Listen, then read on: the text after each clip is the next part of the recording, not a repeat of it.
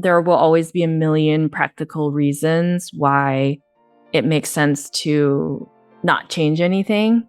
But if your gut has been talking to you and then eventually screaming at you, to make a change, it's never wrong. Hello and welcome to the Daily Helping with Dr. Richard Schuster. Food for the brain, knowledge from the experts, tools to win at life. I'm your host, Dr. Richard. Whoever you are, wherever you're from, and whatever you do, this is the show that is going to help you become the best version of yourself. Each episode, you will hear from some of the most amazing, talented, and successful people on the planet who followed their passions and strive to help others. Join our movement to get 1 million people each day to commit acts of kindness for others. Together, we're going to make the world a better place. Are you ready? Because it's time for your Daily Helping. Thanks for tuning into this episode of the Daily Helping Podcast. I'm your host, Dr. Richard, and we have a brilliant guest to share with you today. Her name is Mandy Tang, and she is a career coach, a holistic healer, and she helps clients from big tech startups and the nonprofit sector bring more creativity and joy into their work lives, and who doesn't need that?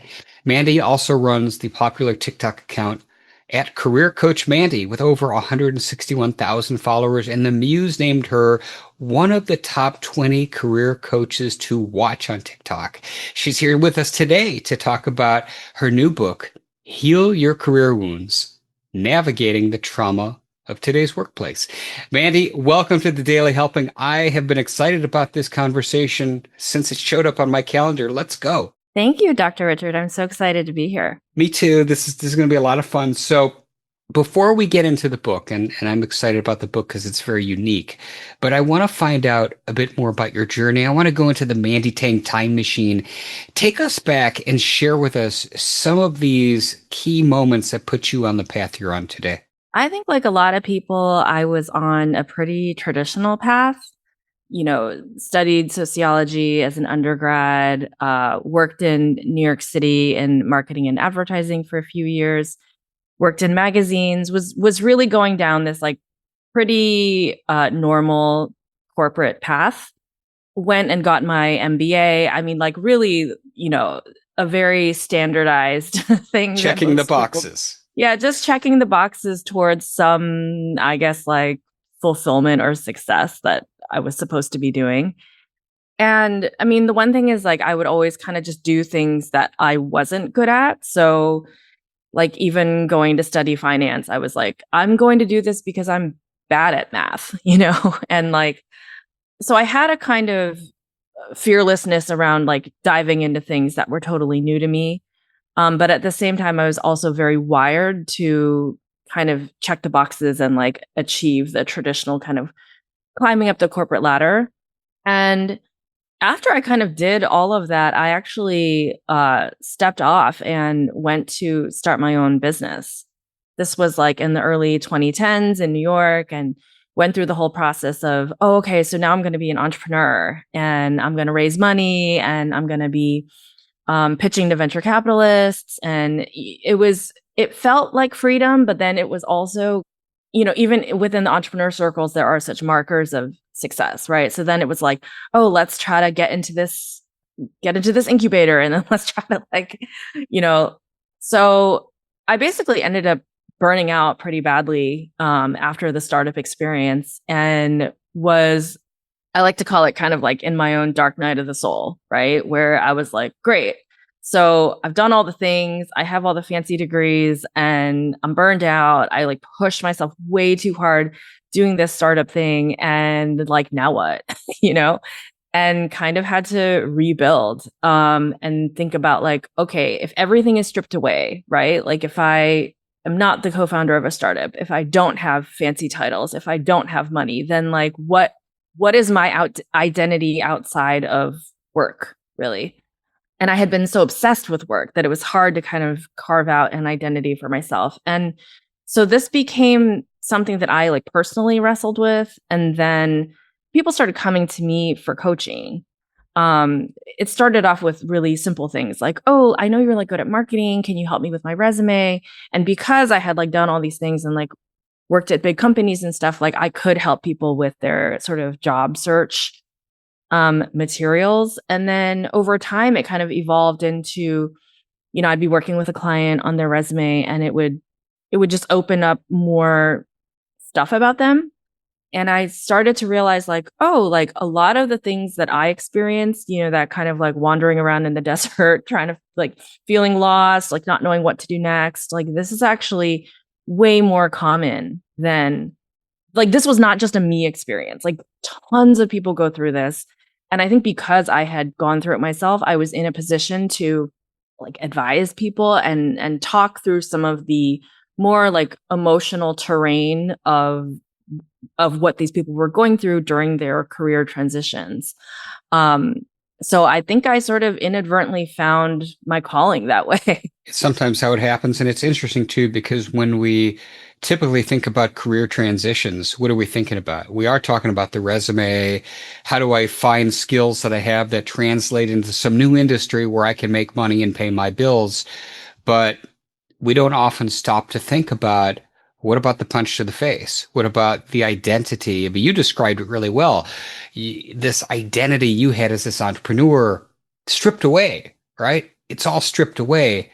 And then where is that? And for many people unfortunately don't have a personal identity. Their personal identity is their professional identity. So I think that's a whole nother problem. But as you said, you accidentally stumbled on an opportunity to find your calling, which I think is fantastic. Yeah, and like I love that you said punch to the face because that literally was like something I would study. So I used to actually read about how boxers would recover from a punch to the face, and because that's how I would describe it. I'd be like, you literally just been punched in the face. Like we have to talk about how do they recover, and like when boxers get hit in the face, they actually there's like a strong period of disorientation where they're trying to like regain their focus, and it's like numbness is the primary thing that they experience. And so that's actually something that I would work with my clients on because I just literally I'd like read about this. I'd read about like how fighters recover. And I'd be like, these are the same things that I have to bring to my clients. It's so interesting. So what you're really talking about is equilibrium. Yeah. And also, I think within the context of equilibrium, what we're talking about is that a lot of people gain equilibrium through external, right? Oh, I got a promotion. Oh, I have more money. Oh, I'm moving up. Oh, I'm lateraling to this other company, right? A pat on the head. And where I really try to help clients find their equilibrium is internal. So like getting those signals from yourself, not relying on degrees or certifications or your LinkedIn updates, but rather like finding that inside, which is people don't really get taught as much how to do that. I would argue they might not get taught at all how to do it. I mean, I think you're onto something really important, and it connects to something else that's important. Because if you have strong internal validation versus external validation, you have control over that. And a lot of times when we talk about psychological dysfunction involving things like depression and anxiety, which are prevalent in our society today, unfortunately, especially in younger demographics, we talk about an internal versus an external locus of control. And what the data has shown over and over again across genders, across populations, across different groupings of people is that those individuals that have a stronger sense of self-efficacy, that is, to use your boxer analogy, if I get punched in the face, I know that I have the internal tools to be able to get back up off the mat and move to the next thing. That is remarkably empowering. And when we translate that to your universe, and we're talking about careers, if you're helping people, and I love this, Mandy, if you're helping people find that validation, that power from who they are and what makes them awesome, they're much better able to weather the storm when external things happen that are out of their control. Yes. And I think one of the elements that is important to talk about here is the false sense of safety that we feel in a workplace. So a lot of people that I work with say to me, I mean, it's just a job. I don't know why I feel so anxious. I don't know why my phone goes off and I get full body like chills, like, oh, I have to respond to this email, right? And I think because it is work, our guard is kind of down. Like, well, what could happen here? I mean, it's just a 9 to 5, right? But I think it just dawned on me in my first year, back in like 2017 when I started coaching, where people would come to me and I realized I was like, oh my gosh, like they are actually traumatized. I mean, it wasn't that much of a surprise. We've all been traumatized, right? But like just to recognize it, the pattern recognition of seeing again and again, like, oh, there is actually trauma that has happened here and we have to treat it as such. So instead of being like, great, let's talk about how to market yourself to the next employer, right? I would take a beat and I'd say, hey, do you want to talk about what happened? Can we name some of the things that you experienced? Can we draw a map to that? Is there a pattern to what you've experienced? How do we, more importantly, how do we prevent you from walking into the same situation again? So I was going to ask you, what was the reason you decided to write Heal Your Career Wounds? And I think you just told us that, that this is something that showed up with your clients. So let's talk about it. So, somebody listening to this to track along, yes, my last boss, my job was terrible and I had a lunatic tyrant for a boss. And every time the phone rang and I saw it was him, it gave me anxiety. So let's talk about how we start moving past that. I think one of the things to understand is that the thing that hurts us most usually is something around a power dynamic that we do not control or that we don't really understand how it is affecting us. And so I think the way that you move past it is truly recognition. Like once you see what's happening, it's hard to unsee it. And I used to think, as a coach, I'd be in these sessions. I used to think, well, there's got to be some kind of, is there a dramatic thing that we do? Is there a, unraveling of a curse that has to happen and some sort of smoke and song that needs to, it's really not as dramatic. It truly is like having the person talk about what happened, recognizing the pattern. And that often is enough to get them to say, oh, just the acknowledgement of like, oh, so that's what happened. When you bring this to people and you actually present this to them, generally, what is their reaction? High emotion, lots of crying, which I'm like, hey, this is so normal. I'm not phased at all. Like, let it out. Relief, humor. I mean, we laugh a lot too, because sometimes it's like, you got to find the funny in it as well. Like, oh my gosh, like, yes, that's so funny. That is exactly what's happening, right? Relief, fear, a lot of fear around, well, okay, so if that happened, how do I make sure that how do I make sure that doesn't happen again? And I don't really do a, let's tie a pretty bow on it. I do a let's sit with it and how does that make you feel? I want to go back to the book, and I suspect because we've had this free-flowing conversation, we've been kind of jumping around, that we're touching on things that are in the book. But structurally, I want to give you an opportunity to really express to readers what they're going to get out of reading Heal Your Career Wounds and how it is set up. So I wrote the book to mirror the arc of a client session. So when you first arrive in the book, there's a lot of what I would call putting your luggage down. There's a lot of like, okay, we're arriving, we are assessing. There's a quiz in the beginning that you take where you can try to understand what are some of the patterns like burnout, perfectionism, comparing yourself to other people. So what are some of the common patterns that are present in your life, right? What I tried to do in that section and early on was to give the reader reassurance that they're not alone in this, that you're not crazy, you didn't make it up. Like if you have been through something, like a toxic boss or bullying at work, like, yes, it's real. You're not making it up, right? And then moving through actionable solutions, giving scenarios, being like, okay, so if you're in a scenario where your boundaries are not being respected, here are some things you can say. Here are some things you can do. There's a lot of exercises in the book as well, trying to give people, little 5-minute okay, here's a journaling exercise you can do. Here's a physical exercise you can do to move the emotion through your body so you can process it and then release it. There's also, so after I went to get my MBA, I wanted to get some additional training.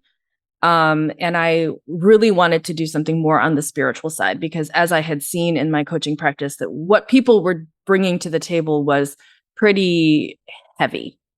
I was like, well, my accounting class is not going to be helping me with this. I'm going to need some spiritual tools. So I actually went and completed a 3-year shamanic practitioner program where really just understanding the terrain of the human soul and understanding tools around protecting yourself from negative energy and removing negative energy. That's the simplest way I can put it. So later on in the book, there are the introduction of some really easy and accessible things that you can do to kind of energetically protect yourself as well. So that's kind of the arc of the book. And then the book ends with a 7-day reset, because I thought, okay, well, people have gone through this, their own little dark night of the soul. We've named these things. We've identified these things. What is something that they could actually put into action? So it's 7 days. Like day 1, you're going to, journal about this. Day 2, you're going to try this exercise. So trying to make it very alive where possible. In that, the book essentially mirrors what you would take a client through, a coaching client in the real world. What are the places of this process, as described in the book, where people might feel the most resistance or get stuck? There's a part in the book where it talks about the dark night of the soul. So the dark night of the soul, there's the big event that happens, right? So this would be like the layoff, or this would be like you've quit your job, or you've just reached a point where you got a panic attack at work. Okay, that's like the breaking point. Then there's the coming apart. We call it dismemberment, right? Then there's the liminal space, which is the gray area in between, where you're kind of like 1 foot in, 1 foot out. I'm in transition between places. And then there's the final stage, which is integration. The part that is most challenging for people is liminal space. You haven't put yourself back together yet. You're just kind of hanging out. You don't know what's next. And you're sort of sitting in that void of the unknown. Self-patience, self-love, talking about it, writing about it, feeling it, existing in it, getting enough sleep, getting enough exercise, meal prep. I mean, this is like what I say in the book too. I'm like, by the way, getting through it, extremely boring. Like there's no magic pill. It's just you show up for yourself every day in small ways. And eventually you realize, oh my gosh, I'm through it. And I think probably on the backside of the experience, it's empowering for somebody to say, hey, I went through this once. And then to have that foundational knowledge that in the event that I had another toxic boss at work, or, something, I got laid off due to, whatever, AI got rid of our division or something, that you're better equipped to handle something like this the next go around. Yeah. And I shouldn't even laugh, because that is actually true. A lot of people are currently getting, like, I laugh out of like the reality of the, mild horror of what's actually happening. And companies are using AI also, as the reason, but truth will tell in time if that really is the reason why people are being laid off. But I think what I'm speaking about is that from the experience of the person who was laid off, it can feel obviously really disorienting. It can feel humiliating, like a rejection. And also it can feel opaque, like they're not really sure why it happened. Like, oh, because of quote unquote AI. But what does that even mean, right? So I guess I'm just trying to name what that disorienting experience might be like for someone. And what if a person can never get resolution on that piece, right? Like you just said, that it was such a great example. Oh, I was fired because of AI in air quotes, but maybe they really weren't. Maybe they think they were fired for something else, but that's the company line. Like, so if you can never get that resolution from a former employer, what advice would you give to somebody as to how to move past that? I think it's an analogy to saying it's like I'll just speak from like a girl's perspective, but like if you have a boyfriend and then you break up and he's kind of a terrible boyfriend, you're never going to sit down and have that conversation where you're like, okay, so let's both meet each other where we are and like talk this through. Like, it's just not going to happen. This is all about narrative, right? What is the inner story that we are telling ourselves is the most important story. And so the work that would happen is to say, what's the story you're currently telling yourself? And then how might you rewrite that, right? So if the current story is, I feel like I wasn't good enough and they were kind of pushing me out, and no matter what I did, like they were always going to push me out. That is an employer driven narrative. An alternative narrative could be, okay, but how did you feel about it? Did you like them? If it were up to you, would you have stayed? And then the alternative narrative might be, actually, like, putting aside how they might have felt about me, I didn't even really like it there for the past year anyway. I was already looking, I was already interviewing somewhere else. Right. So we always want to place our own autonomy and our own sovereignty at the forefront of the story that we tell ourselves. I wanted to give a little space for you to talk about your TikTok channel and what people are going to get when they tune in there. My unhinged TikTok channel. So I realized that I have this privilege of talking to so many people one-on-one. And in that capacity as a coach, right? So before TikTok, and nobody knew who I was, right? My business was mostly just word of mouth, and I would just coach people one-on-one, and I'd have these really deep conversations with people going through career transitions. And so I started seeing things, I'd be like, oh, this is like, that person's talking about, that senior leader woman is talking about how she wants to build more confidence. And then I just talked to another SVP who's like literally saying the same thing.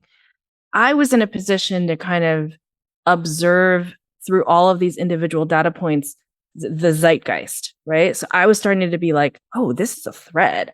This is happening. There are these patterns here. And so when I got on TikTok, I just started talking about those things and giving advice. So obviously I would anonymize everything, and you don't even really need to know like the specific client stories, but I would say, hey, so something I've been noticing is that a lot of people are talking about imposter syndrome. A lot of people are talking about burnout. A lot of people are talking about, how it's actually harder to work for a female boss because maybe they're a little bit competitive, and like, how weird is that, And so I would just name these things. I would just talk about them. And then TikTok is a very like, comes very alive in the comments. And so people in the comments would be like, oh my gosh, me too. Or let me tell you this story. And then when you create TikToks, you can respond to the comments. So then I'd like make videos responding to the comments. And I just think that it became a safe space. Well, also the thing with TikTok is like, unlike LinkedIn or unlike Facebook, right? Like a lot of times people on TikTok, they don't use their real names. It'll be like cat lover 55. Like it's, it's not. And so I think in some ways people were actually felt really safe to be like, oh man, this happened to me too. Like, girl, you wouldn't believe. Like, so there was a lot of safety in talking on there because you're not using your LinkedIn profile, right? To be like, oh yes, I have a toxic boss. And so that led to a lot of freedom and hilarious things that we would talk about on the channel. And it's just sort of, I've been doing it for 4 or 5 years now. So the channel has grown. And I also sometimes talk about kind of what's happening in corporate America, things I'm seeing with startups. And so it's very, very healthy discussions happening on there. Awesome. Well, we will have a link to it in the show notes if anybody wants to check it out. Mandy, this has been such a fun conversation. Unique. As I said, I've been excited about this because this is a topic I've never broached on the show in all these years. So as you know, I wrap up every episode by asking my guests just this one question, and that is, what is your biggest helping? That one most important piece of information for somebody to walk away with after they heard our conversation today? I think the biggest helping would be just listen to your gut. You're not wrong. There will always be a million practical reasons why it makes sense to not change anything. But if your gut has been talking to you and then eventually screaming at you, to make a change, like, It's never wrong. That's what I would say. Awesome. The book is Heal Your Career Wounds, Navigating the Trauma of Today's Workplace. We'll have a link to that in the show notes. But if somebody's listening to this, Mandy, and they said, hey, I want to find out more about her, where can they find you online other than your TikTok? Yeah. So you can go to my website. It's mandytang.co, or you could go to my YouTube channel, which has more long form content as well. Perfect. And we'll have links to everything Mandy Tang in the show notes at drrichardschuster.com. Well, Mandy, thanks for joining us today. I loved our conversation. Thank you so much. I loved it too. Awesome. And to each and every one of you who took time out of your day, thank you as well. If you learned something, if you liked it, go give us a follow and a 5-star review on the podcast app of your choice, because this is what helps other people find the show. But most importantly, go out there today and do something nice for somebody else, even if you don't know who they are, and post in your feeds using the hashtag MyDailyHelping, because the happiest people are those that help others.